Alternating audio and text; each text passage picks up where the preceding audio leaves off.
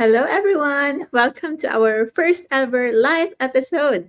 So, as promised, we will do a vlog or video log on our motherhood journey. So, it's an LCF motherhood journey, and I'm introducing to you our baby. So, this is Kiara Brianna, our low carb baby. Today, yung pinili naming day for us to go live because today is her first month, birth month. 1 month na siya ngayon. So, she's already 1 month old and so far looking so good. Kaka-finish lang ng milk. Kaya ganyan, milk drunk tayo. It's been a while and this is just an introduction and we already have a series of videos na i-lay down natin as we progress into motherhood. So, in retrospect, we will discuss about pregnancy, fertility, and also the history of miscarriage and getting pregnant again and mga tips and tricks if ever you know anyone na gustong ma-pregnant kahit pa yung iba na meron ding history of miscarriage or unsuccessful pregnancy, there's always hope. And of course, we are on low carb. Even now na nagbe-breastfeeding tayo, we are still on low carb. So, sleep pa yung baby natin. So, we will just say hi and introduce ourselves. And of course, ako, my name is Dr. Josephine Grace Rohatan. And we will be discussing mostly on motherhood journey. So, yun lang. 1 month pa lang kami sa aming motherhood. So far, so good. Wala kaming yaya, wala kaming helper, but buti na lang meron kaming maming. Hello, Lola Maming, to help us around from time to time, especially kung work si Mami at saka si Daddy. So this is Brianna, also known as Bree. So, hi! Hi tayo sa lahat. So, yun lang. And also, in case you are watching and you wanna join our upcoming event this coming March 16, meron tayong meet and greet and also book signing. So, please tayo later kay Mami. Kuha tayo ng books. Pakita namin sa inyo kung ano yung mga books natin for you to see if ever you have questions in low carb na hindi pa na sagot, hindi pa talaga masagot-sagot, then maybe this is your chance na makatanong para masagot natin finally. All straight from me.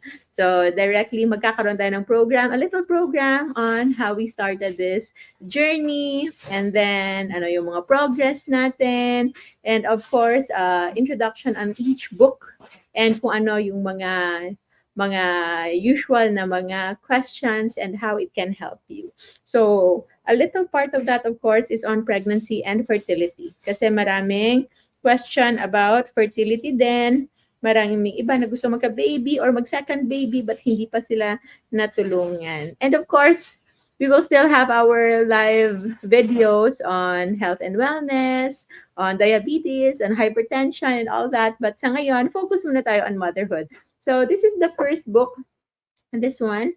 So eto no, may pangalan na to Mommy and Daddy. So this is the first one, Perfect at Last. Wait. So Evolutionary Perspectives Guide on Fasting for Optimum Weight and Healing. So hindi lang siya weight loss. So it's mostly on healing, but yung pinaka-tool nito, yung ginagamit would be how to fast properly. So hindi lang basta fasting properly, the most important aspect of fasting actually is also breaking the fast.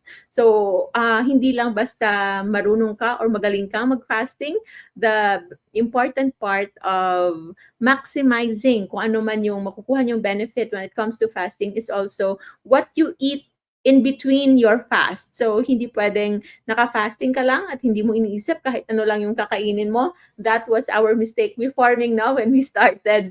Kasi nung una, nag-fasting muna kami bago mag-low carb. So, we were fasting but we were not into low carb. So, weight loss-wise, yeah, it's very, very evident. Pero when it comes to overall healing, hindi siya ganon ka-effective. Mas maganda fasting with proper nutrition and also yung proper breaking of fast because or else pwedeng maging complicated yung pagpa-fasting if ever mali yung pag-break ng fast. So, this is just the first book. Ang importante dito on how to maximize fasting, especially marami pong application yung fasting.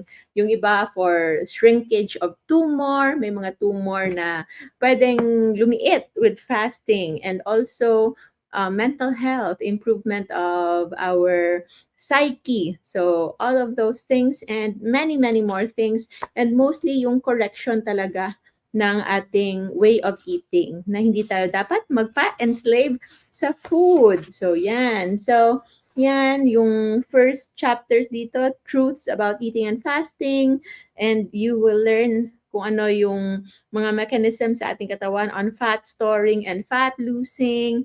And then, why meal timing matters. Very important yan. Hindi lang basta sa quality or quantity of food, but also when you eat your meals and the very basics of fasting. And this one is a new part ng book natin na wala masyadong na-discuss sa first edition, because this one is already second edition. And also, kung ayaw na ng English, good news na meron na tayong Filipino edition. So it's in Tagalog na. And would like to say thanks, of course, to Miss Diane Tagle for translating our books from English into Filipino. So na-discuss dito, dry fasting, wet fasting, and fluids. So before, yung dry fasting, hindi masyadong diniscuss, but this time, we discussed it and also its application for those na feeling nila applicable sa kanila yung dry fasting. Kung sino-sino pwedeng mag-fast, sinong hindi maka-fast, the benefits and know-hows on extended fasting, intermittent fasting, factors affecting fat loss, and foods that enhance fat loss, and foods to avoid in fat loss. Okay, so marami pa. And of course, the important aspect of this journey is about mindset talaga. So mind setting, the part here on no cheating, make plans instead. Huwag tayong mag-cheat. Ayaw natin mag-cheat. It's a negative connotation na hindi maganda para sa ating pamumuhay. So, what about exercise, weight loss plateau, why and how we started fasting, other benefits, and mga essential pearls. So, at marami pang iba. So, this book. This is the cassette series of three. The second one would be Perfect at Last. This one is about weight, no? It's just the catch lang actually. I just entitled it as weight kasi for many na beginners, kasi alam ko marami na sa inyo mga pro. If you are already pro, hindi nyo na problema ang weight. But this one, the tool that you will really get from this one is how to fast properly. That's why I think even if I will age later on, Ming, na magkakasakit, because we know, magkakasakit naman talaga lahat ng tao siguro. Pero as to when and the gravity and ang situation, how you can overcome it, will differ on how you will manage it. So aside from knowing kung ano yung standard management in medicine, medical practices, I think one thing I'm not afraid to ever get sick, especially na maraming family history na in line talaga ng mga sakit, would be because I know I can just fast, because fasting can really heal. Maraming iba't ibang klaseng fasting, merong alternate day fasting. I also developed yung DCR protocol, dry, ano yun, dry fasting, and then we have, ano yung C? Nakalimutan ko. Dry, and ano yun? Refeeding yung R eh. And then yung C, nakalimutan ko na tuloy. Tingnan ko nga. Tagal-tagal ko nang hindi nag-DCR. So, I think it's here. Buti na lang nandito agad sa ating harap. Yan, the DCR protocol, clean fasting. Okay, DCR. Day 1, dry fasting. Day 2, clean fasting. And day 3, protein refeeding protocol, and that's a protocol that should be done in 7 cycles. This is to mimic yung ang Phoenix protocol. Kasi yung Phoenix protocol, it's dry fasting 7 days na. Nagawa ko na din before. So, parang ang hirap paniwalaan. No? This is really a nice book. Wala, no? Pinaghirapan ko pala talaga to.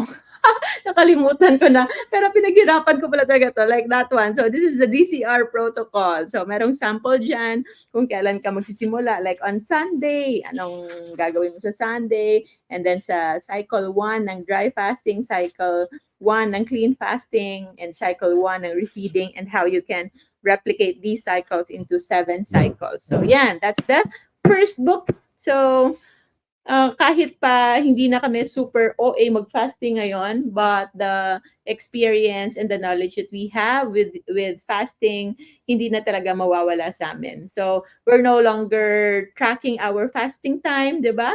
Pero automatic na we fast, at least circadian fasting. So, yung circadian fasting, at least yung unang kain mo, yung unang kain mo would be about 12 hours from your last meal minimum. And then, yung last kain mo, at least mga 2 to 4 hours before your bedtime para maganda yung healing natin. May nagtanong dito, hello po, Doc. Si mother ko po is type 2 diabetic po. Nag-start po siya LC Feb 2. Nag-test po siya ng blood sugar niya. Pagkagising kanina, 56 po ang reading. Okay naman daw siya. Okay lang ba yon? But that is already hypoglycemia. What's good though is wala siyang symptoms. Okay? So actually, yung hypoglycemia below 70, hypoglycemia na yon on clinical na levels. But what is the most important is yung clinical symptomatic manifestation. The lowest I've gone before, parang hindi ko alam kung tama yung reading na yun. Baka parang 39. But that was because I was on extended fasting ng 3 days. Pero I was still on duty in the hospital that time. Pauwi na naman. So, hindi ko naman in-endanger yung mga pasyente ko. Pero so far, as much as possible, kung bumaba na siya below 70, try to check kung meron pa siyang iniinom na gamot. Because if it's given or nakita nyo na mababa masyado yung blood sugar, on the background na merong iniinom na anti-hyperglycemic medications, okay? Or hypoglycemic meds, yung pagpapababa ng blood sugar, then it might be a time na baka kailangan nang i-adjust yung kanyang dosage sa gamot. Mas okay lang asymptomatic, walang symptoms ng pagbaba ng blood sugar like panghihilo, pagsusuka, cold sweats, panghihina, and at the same time, wala ring ininom na gamot. But if you are taking medications and merong nararamdaman, then much better to consult with your physician. Pakita nyo yung record nyo. Nandyan yan sa ating masterclass, no? So, if ever you're not yet sure on how to do it properly, we have low carbon fasting masterclass specifically for cases like diabetes, hypertension, na kailangan talaga very, very rigid yung pagmamonitor ninyo ng inyong blood sugar and blood pressure to make sure na hindi kayo malalagay sa peligro. Okay? When we say na low carb and fasting can do wonders, but it should be done the proper way. Huwag natin i-risk ang ating buhay because we only have one life. And that's why we have Perfect at Last Health.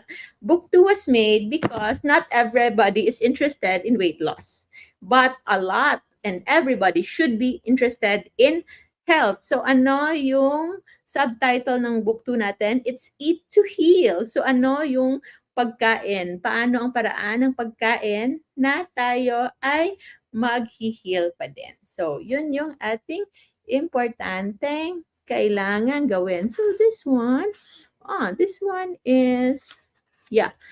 Parang ano pa to? Parang ano to? First edition. Meron palang first edition pa na naiwan. Anyway, we will already launch second edition na ng ating books. So, sa ating second edition ng books, we improved on calculations of protein requirements and kung ano yung mga applications nito sa iba't ibang klaseng sakit.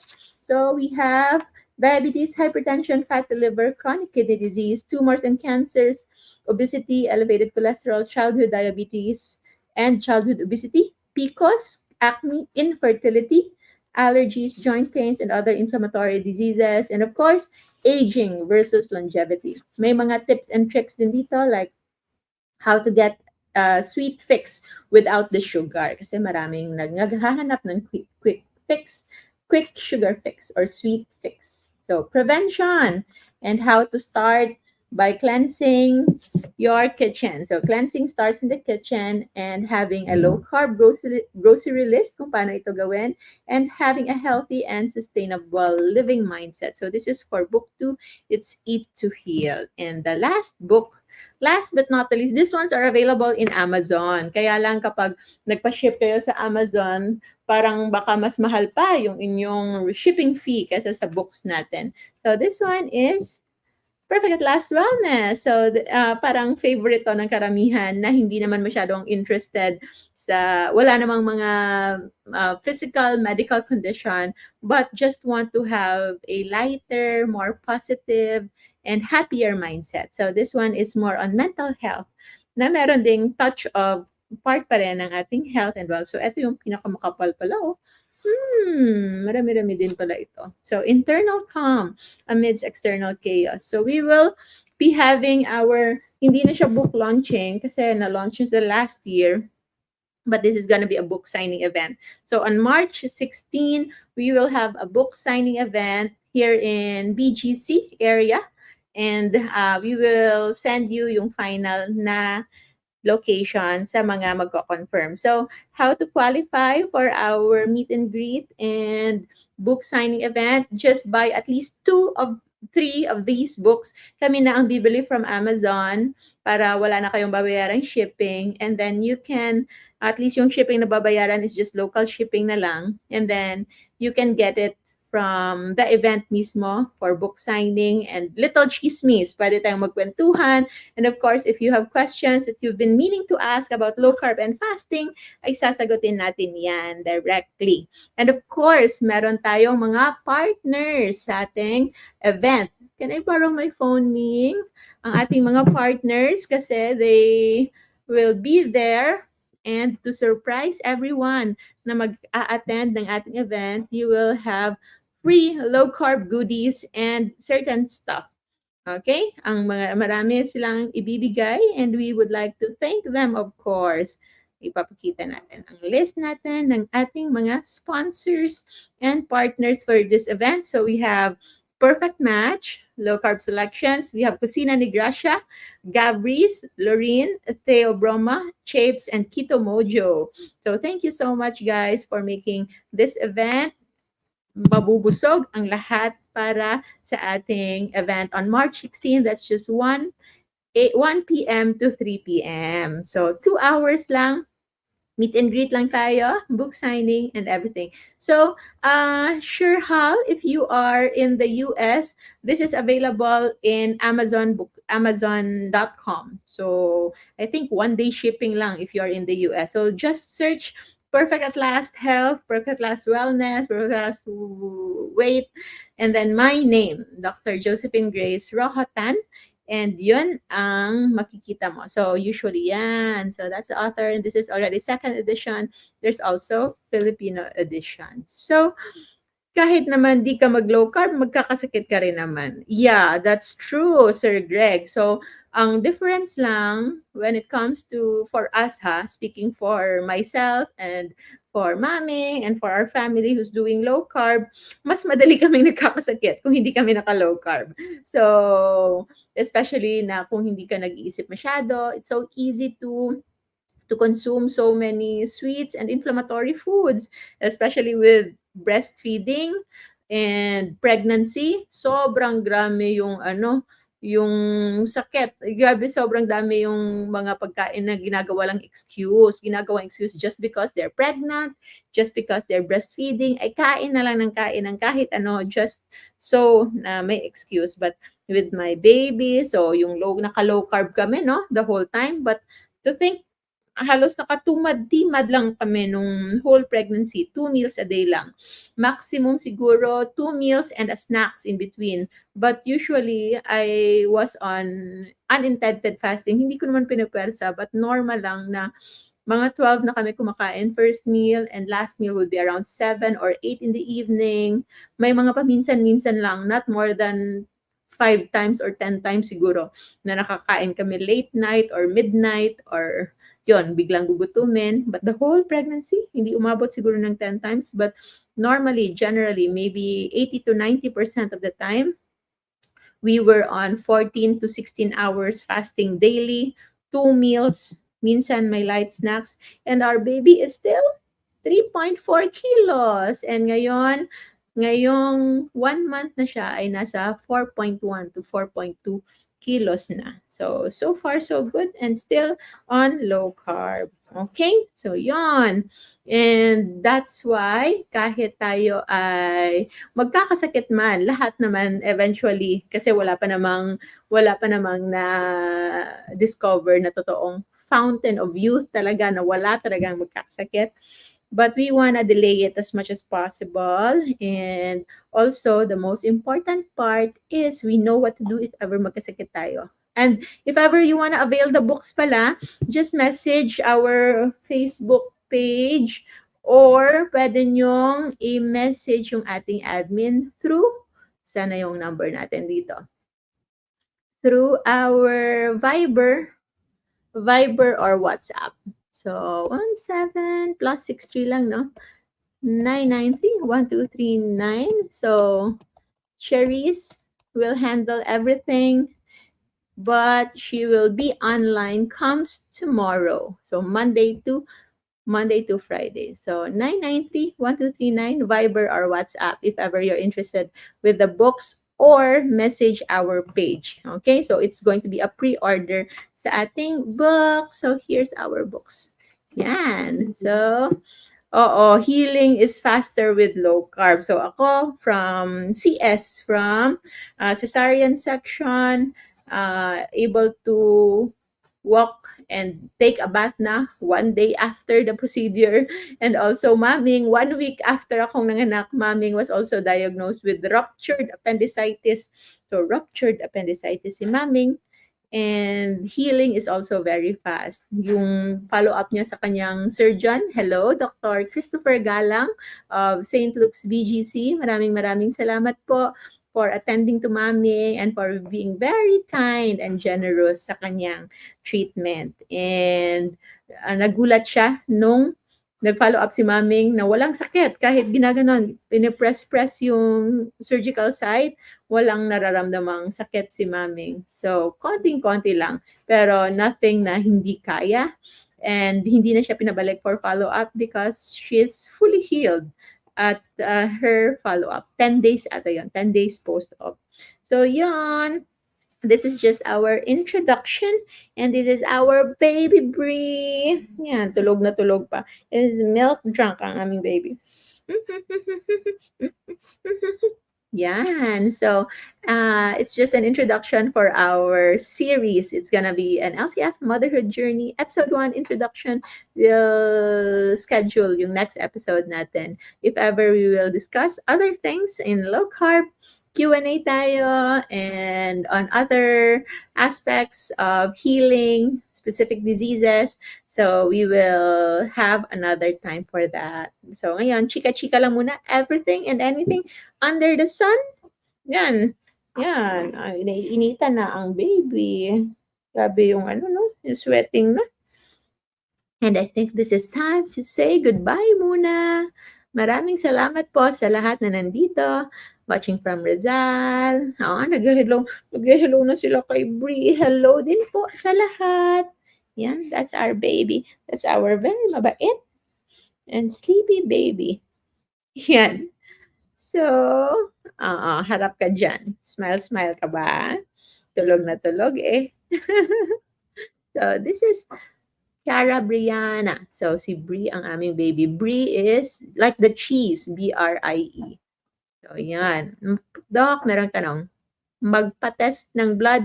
Sinabi po kasi nila, hindi daw pwede ang over-fasting. Tama ba yon? Na dapat 10 hours fasting lang? Salamat po.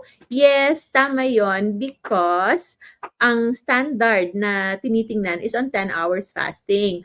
Whatever your result is, if naka-over-fast ka, you cannot interpret it the same way na i-interpret yung 10 hours fasting. Okay?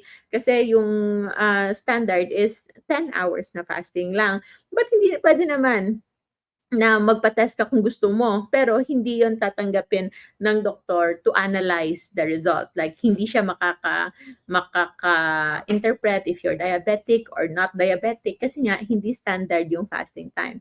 I've been doing extended fasting before. Nagpapa-fasting blood sugar ako at 10 days, 7 days, at 2 weeks of fasting, the longest fasting that I've had, sinispecify lang na long fasting. So, this result cannot be interpreted from the standard na 10 hours fasting. So, yun lang. So, wala naman silang magagawa doon kung gusto mo talagang matingnan. So that you'll know, no? Baka nag-gluconeogenesis ka na, mataas na yung sugar mo, kasi over-fasting ka na nga, at yung katawan mo, nag-stress release, cortisol, and activate yung paggawa ng glucose. Kaya minsan, mas mataas pa yung glucose ng over-fasting than the regular 6 to 10 hours of fasting. Okay?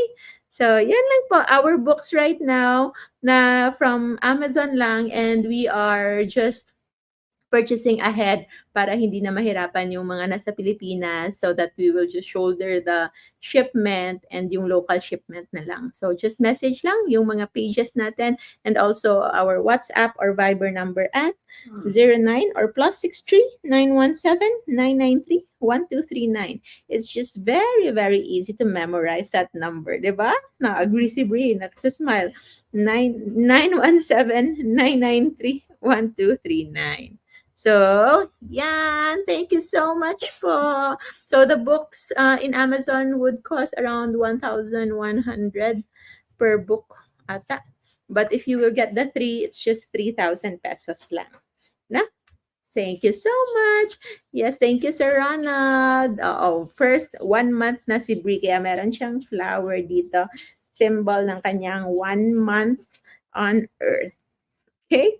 Thank you so much. Maraming salamat po. Oo, marami tayong gagawin natin. We will have a series of learnings also on other things. Back to zero na naman tayo para new videos, new everything on low carb for 2024. Okay?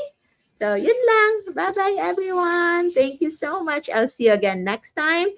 And of course, this is for our LCF Motherhood Journey Episode 1, introducing myself and our baby Bree na nag-make good, na nagpapatotoo ng ating motherhood dahil meron tayong baby. So, yan na, baby. Thank you. Bye, bye, bye. Thank you so much. Hello, Tita Chloe. Maraming salamat sa mga pinadala mong bibs. We are using it. Thank you so much. Bye, bye po.